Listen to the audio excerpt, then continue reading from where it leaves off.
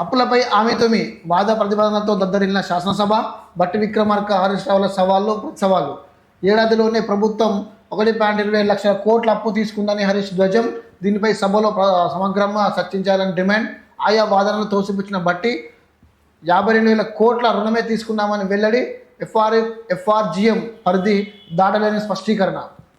Congress party ప్రభుత్వం నిర్మించిన outer ring రోడ్డును 30 ఏళ్లకు బారాసా హయాంలో లీజుకిచ్చి సొమ్ము చేసుకున్నారు. వారి తరహాలోనే మేము కూడా కమర్షియల్ ట్యాక్స్ వసూలు మరికొన్ని 30 సంవత్సరాలకు అదాని అంబానీలకు అప్పగిస్తే తర్వాత వచ్చే ప్రభుత్వాలు ఎలా మనుగడ సాగిస్తాయి? ప్రజలు ఎన్నిసార్లు తిరస్కరించినా వారిలో మార్పు రావడం లేదు. అప్పులు ఆస్తుల విషయంలో చర్చించడానికి నేను సిద్ధంగా ఉన్నాను. హరీష్ రావు సవాల్ను స్వీకరిస్తున్నానని చెప్పి డిప్యూటీ సీఎం చెప్పాడట. రెవెన్యూకు కొత్త రూపు. పట్టాలెక్క ఉన్న కొత్త చట్టం. నేడు సభలో 6/6/2024 బిల్లు. భూ సమస్యలపై అప్పీలుకు అవకాశం. పరిష్కారానికి ల్యాండ్ ట్రిబ్యునల్. ప్రతి భూ కమతానికి భూధార్. గ్రామ కంఠంలో స్థలాలకు హక్కు. ఇది ఒకసారి చూద్దాం ఏంటో.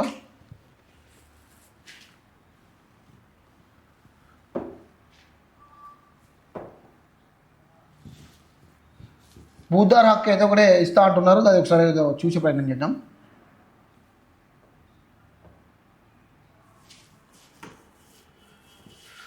భూ సమస్యల నివారణకు రాష్ట్ర ప్రభుత్వం నూతన రెవెన్యూ చట్టం తీసుకురావస్తుంది. ఈ దస్త్రాలు యాజమాన్యం హక్కుల చట్టం 2024 పేరుతో బుధవారం శాసన సభలో రెవెన్యూ శాఖ మంత్రి పొంగులేటి శ్రీనివాసరెడ్డి బిల్లును ప్రవేశపెట్టనున్నారు. ప్రస్తుతం అమల్లో ఉన్న 6/6/2020ను రద్దు చేస్తున్నారు. పట్టా భూములు యజమానులకు హక్కులు సంరక్షణతో పాటు ప్రభుత్వ భూముల పరిరక్షణ కూడా కొత్త చట్టంలో భద్రతమైన సెక్షన్లు కూడా చేశారు. ధరలో పోర్టల్ పేరును కూడా భూమతగా మార్చాలని ప్రభుత్వం నిర్ణయించింది. వక్స్ దేవాదాయ అటవీ శాఖ అధికారుల సమావేశమైన ప్రయోగాత్మకంగా రంగారెడ్డి జిల్లా పర్యటించి సమస్యలను అధ్యయనం చేసింది. అనంతరం ప్రభుత్వానికి పలు సూచనలు నివేదిక సమర్పించింది. దీనిని కమిటీ సూచనల మేరకే ప్రభుత్వం రంగారెడ్డి జిల్లా యాచారం, నల్గొండ జిల్లా తిరుమలగిరి మండలాల్లో పైలట్ సర్వేను చేపట్టి కీలక సమస్యలను గుర్తించింది. అనంతరం రాష్ట్రానికి అవసరమైన ఆర్ఓ చట్టం రూపకల్పన బాధ్యత నిపుణులకు ఉన్నాయట. ఇప్పుడు ఆర్ఓఆర్ చట్టానికి జుమ్ముంటాను. ఆర్ఓఆర్ చట్టానికి కొత్త ఆర్ఓఆర్ చట్టంలో కొన్ని కీలక అంశాలు ఉన్నాయి. కీలక అంశాలు ఏంటో చూద్దాం. అప్పీళ్ళు 60 రోజులట. భూ దసరాల్లో అభ్యంతరాలకు సంబంధించి తహసీల్దార్లు జారీ చేసిన ఉత్తర్వులపై ఆర్డీఓకు అప్పీల్ చేసుకోవడానికి 60 రోజులు సమయం. ఆర్డీఓ ఇచ్చే ఉత్తర్వులపై కలెక్టర్కు అప్పీల్ చేసుకోవడానికి 60 రోజుల సమయం ఇస్తారట. అట్లే ఆబాది హక్కుల రాబడి. గ్రామకంఠంలోని నివాస స్థలాలు యాజమాన్య హక్కులు కల్పిస్తారు. వ్యవసాయేతర భూములకు మ్యూటేషన్ అవకాశం ఉంటుంది. హక్కుల కల్పన ద్వారా ప్రజలకున్న నివాస స్థలాల ధరలు పెరుగుతాయి. వాటిపై రుణాలు తెచ్చుకోవడానికి అవకాశం ఉంటుంది. అధికారికంగా విక్రయించవచ్చు. రిజిస్టర్ల ద్వారా ప్రభుత్వానికి రాబడి కూడా పెరిగే అవకాశం ఉందని చెప్పి చెప్తా ఉన్నారు. విచారణ అనంతరమే వారసత్వ బదిలీ అట. వారసత్వ బదిలీకి సంబంధించిన ఏకకాలంలో యాజమాన్య హక్కుల బదిలీ చేయరు. దరఖాస్తు అందిన తమ వాత కుటుంబం సభ్యులకు నోటీసులు జారీ చేసి నిర్దిష్ట సమయంలో అనంతరం వారసత్వ బదిలీలకు నిర్వహిస్తారట. మ్యూటేషన్ సర్వే పటమట. ఇంకోటి భూమి మ్యూటేషన్ అధికారికాలు ఆర్డీఓ పరిధిలో తీసుకున్నారు. దీంతో పాటు మ్యూటేషన్కు దరఖాస్తు చేసుకునే సమయంలో భూమి సర్వే సబ్ డివిజన్ పటాన్ని జతపరిచి ఉంటుంది. ఆర్డీఓ నిర్దిష్ట గడువులోగా మ్యూటేషన్ పూర్తి చేయాల్సి ఉంటుంది.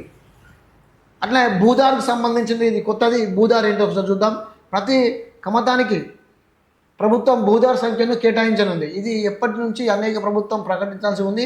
ఈ విధానంలో తాత్కాలిక, శాశ్వత ప్రతిపాదనకు 2 రకాలుగా భూదార్ సంఖ్య కార్డులను జారీ చేస్తారు.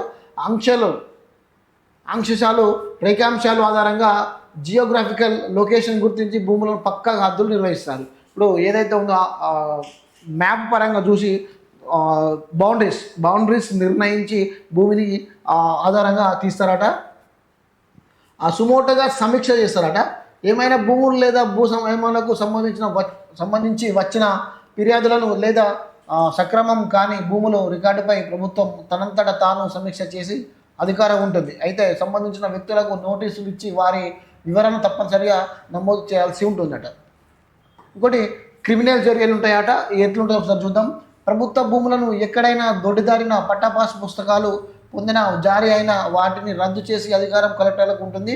అక్రమాలు పాల్పడిన వారిపై క్రిమినల్ చర్యలు తీసుకునే అధికారం కలెక్టర్లకు ఉంటుంది. దసరాల సిద్దుబాటు ఏదైనా అక్రమంగా ఉత్తర్వులు జారీ చేస్తే సంబంధించిన అధికారులను సర్వీస్ నుంచి తొలగిస్తారట. పట్టా పాస్బుక్లు గవర్నమెంట్కి సంబంధించిన ఏదైతుందో అవి ఒకవేళ ఇన్ కేసు అక్రమంగా పట్టాలు చేసుకొని అక్రమంగా చేంజెస్లు మార్పిడి ఇట్లా చేసేట మాత్రం కంపల్సరిగా దాని మీద కలెక్టర్కు అధికారం ఉంటుందట. అధికారంతో పాటు సస్పెన్షన్తో పాటు సర్వీస్ రిమూవల్ కూడా చేసే అధికారం కలెక్టర్కి ఇస్తారట. సో ఏదేమైనా కానీ ఈ ధరణికి సంబంధించింది ఏదిందో ఈ ధరణితో కాని పనులు ఈ భూమాత పోర్టల్తో అయ్యే పొజిషన్ ఏమో కనబడుతున్నది. కాబట్టి ప్రతి ఒక్కరికి ఇప్పుడు హర్షం వ్యక్తం చేస్తారు. ఎట్లుందో ఒకసారి చూద్దాం, దాని వివరణ ఎట్లుంటుందో.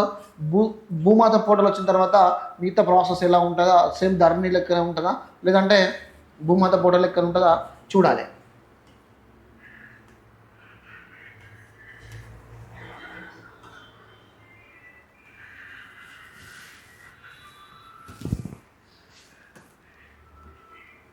నియామక పరీక్షలకు ఎన్డీఏ దూరం, కేవలం ప్రవేశ పరీక్షలకు మాత్రమే పరిమితం. ఎంట్రన్స్ ఎగ్జామ్స్ విషయాల్లో కీలక మార్పులు. ఇకపై అన్ని పరీక్షలకు ఆన్లైన్లోనే. పేపర్ లీక్ అవకతవకలు అడ్డుకున్న చేసేందుకు కేంద్ర మంత్రి ధర్మేంద్ర ప్రధాన్ వెల్లడి. మొన్న నీట్కి సంబంధించింది అవకతవకలు జరిగినాయి. ఎంత ఘోరంగా అంటే పిల్లలకు ఘోరంగా చేశారు. చదువుకున్నవాడిని నాశనం చేశారు.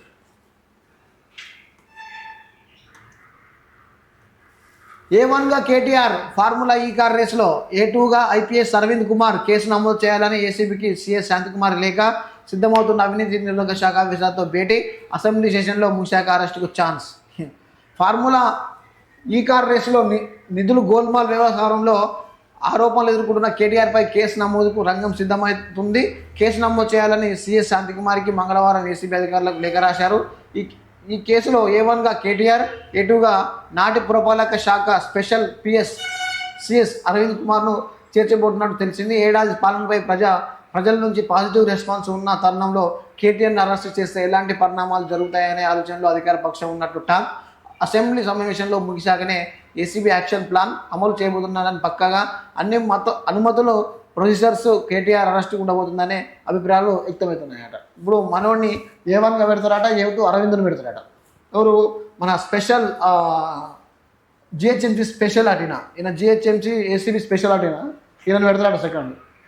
ఈ రేసుకు సంబంధించిన వ్యవహారంలో ఈయనను పెట్టి అరెస్ట్ చేసే ప్రయత్నం జోరుగా జరుగుతుంది. కానీ అంత సినిమా లేదు. ఒకటి ఏంటంటే కేసీఆర్ని అరెస్ట్ చేస్తే తెలంగాణ మొత్తం ఆగమవుతుంది. ఇప్పటికే మొత్తం ప్రజాపాలన మీద ఒక్కొక్కరు మొత్తుకుంటారు. ఇప్పుడు ఈయన అరెస్ట్ చేయడం మాత్రం ఇంకా ఘోరంగా లొల్లులు అల్లర్లు అవుతుంది. ఏం సంవత్సర పాలనలనే మొత్తం అల్లర్లు కొట్లాటలు, ధర్నాలు, దీక్షలు, మొత్తం కలెక్టర్ల మీద దాడులు అవే జరుగుతున్నాయి. ఇక ఈయనను అరెస్ట్ చేసారు అనుకో ఇంకా కథమే. ఇక మొత్తం ఆగమవుతుంది. ఇక పాలన పక్క పెట్టి వీళ్ళ కోసం కొట్లాడుకుంటున్నాడే. అసెంబ్లీలో 3 బిల్లులకు ఆమోదం. బిల్లు అడ్డుకోవడమే బీఆర్ఎస్ లక్ష్యం. రాజకీయ దురుద్దేశంతోనే నగర్ రాద్ధాంతం. మంత్రి శ్రీధర్ బాబు. మూసి టీఆర్ఏ లేకుండానే ఆర్థిక సభను తప్పుదోవ పట్టిస్తే ఫ్రిడ్జ్లెస్ మోహన్. ఎమ్మెల్సీ కల్వకుంట్ల కవిత. నిరసనలోనూ దొరదనమే. బీఆర్ఎస్ ఎమ్మెల్యేలకు మాత్రమే బేడీలు. కేసీఆర్ అధిష్టానం లేవు. మంత్రి సీతక్క చూడు. ఎన్టీఆర్ ఘాట్లో అసెంబ్లీ కడితే బాగుంటుంది. ఎమ్మెల్యే కోమటిరెడ్డి, రాధాగోపాల్ రెడ్డి. ఇప్పుడు వీళ్ళ నందమూరి ఫ్యామిలీ మీద పడ్డది. ఇక వీళ్ళది నందమూరి ఫ్యామిలీ మీద పడ్డది. వాళ్ళ వస్తారు. ఇప్పుడు నాగార్జున ఫ్యామిలీ అయిపోయింది, మనం మంచోళ్ళ ఫ్యామిలీ అయిపోయింది. ఇక ఇప్పుడు నందమూరి మీద పడ్డారు. ఇండియా బాలల హక్కుల పరిరక్షణకు ప్రత్యేక కమిషన్. సభ్యుల ఎంపికకు మంత్రి సీతక్క నేతృత్వంలో త్రిసభ్య కమిటీ.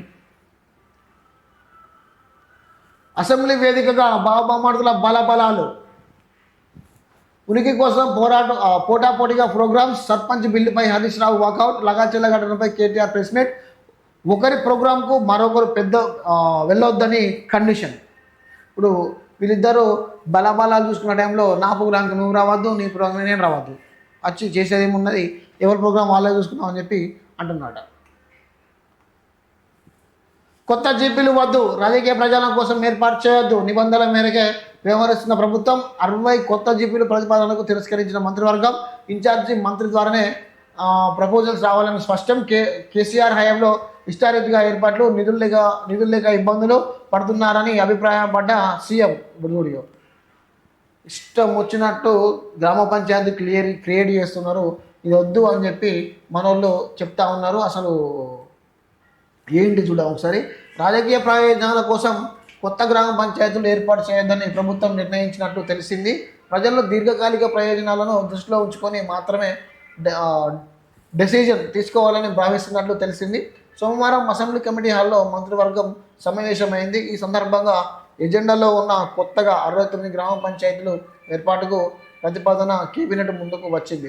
దీంతో కేసీఆర్ సీఎంగా ఉన్న అప్పుడు రాష్ట్రంలో ముందస్తు ప్రణాళిక లేకుండా ఇష్టారీతిన పంచాయతీలను ఏర్పాటు చేశారని, దీంతో ఆ జీపీలు కనీస నిర్వహణ కోసం నిధులు లేకుండా ఇబ్బందులు పడుతున్నాయని ముఖ్యమంత్రి రేవంత్ రెడ్డి గుర్తు చేసినట్లు తెలిసింది. గత 2 ఏళ్లలో 100-200 జనాభా ఉన్న గ్రామాలను సైతం జీపీలుగా చేశారని, దీంతో ఆ పంచాయతీలు చాలా ఆర్థిక ఇబ్బందులు ఎదుర్కొంటున్నాయని అభిప్రాయపడినట్టు సమాచారం. కనీస స్థాయిలో కూడా ఆదాయం లేకపోవడంతో ప్రతి చిన్నదానికి ప్రభుత్వంపై ఆధారపడడం, సరైన వసతులు చేయడానికి అవకాశాలు లేకపోవడం ప్రజలు ఇబ్బందులు పడుతున్నారని చెప్తా ఉన్నారు. ఇప్పుడు రాజకీయ ప్రయోజనాల కోసం ఎంత పడితే అంత గ్రామ పంచాయతీలు ఏర్పాటు చేసి చిన్న 100 మంది కూడా 100 గడప లేని దానికి కూడా గ్రామ పంచాయతీ చేసి నిధుల కొరకు దీనికి అభివృద్ధి పరంగా ఇబ్బందులు పడుతూ ఉన్నారని చెప్పి చెప్తా ఉన్నారు. ఇది రాజకీయ పబ్లిక్ కోసమే బీఆర్ఎస్ హయాంలో చేసిర్రు అని చెప్పి అంటున్నారు. సంధ్య థియేటర్కు షోకాజ్ నోటీసులు, చిక్కడపల్లి పోలీసుల జారీ. తొక్కిసలాట ఘటనపై 10 రోజులకు వివరణ ఇవ్వాలన్న ఆదేశం, లేదంటే లైసెన్స్ రద్దు చేస్తామని హెచ్చరిక. కిమ్స్ హాస్పిటల్లో తేజాను పరామర్శించిన హైదరాబాద్ సిపి ఆనంద్. ఈ సంధ్య థియేటర్ రచ్చ ఇంకా పోతలేదు. ఒక పిల్లాడు ప్రాణాయ పరిస్థితిలో ఉన్నాడు, ఒకడేమో చనిపోయింది, అలా భార్య చనిపోయింది తొక్కిసలాటలో. ఇక మన మీడియా మిత్రులు ఏం చేస్తారు అంటే, ఈ తొక్కిసలాట దీని మీద టెలికాస్ట్ చేయరు, వదిలేసేది నన్ను. అల్లు అర్జున్ మీద పడ్డారు. ఇక ఇట్లా అల్లు అర్జున్ అరెస్ట్ చేస్తారని ఇక మొత్తం పోయారు అడిగి, మొత్తం అక్కడికి పోయి దాన్ని ఇక అల్లు అర్జున్ అరెస్ట్ అని ఒకటే చెప్పుడు. దాన్ని 24 గంటలు అవే పెట్టారు. ఇక వీళ్ళని వదిలిపెట్టారు. ఇక ఆయన అరెస్ట్ చేస్తే ఒక 2-3 గంటలకు మొత్తం తెలంగాణ అట్టడికిపోయింది.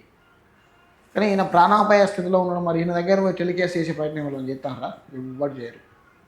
అట్లాంటి పరిస్థితులు మన తెలంగాణలో. ఓకే ఫ్రెండ్స్, ఏదేమైనా చూస్తూనే ఉండండి జీనిస్ గ్లోబల్. ప్రతిక్షణం ప్రజల కోసం. Please subscribe and share, like. నమస్తే, జై హింద్.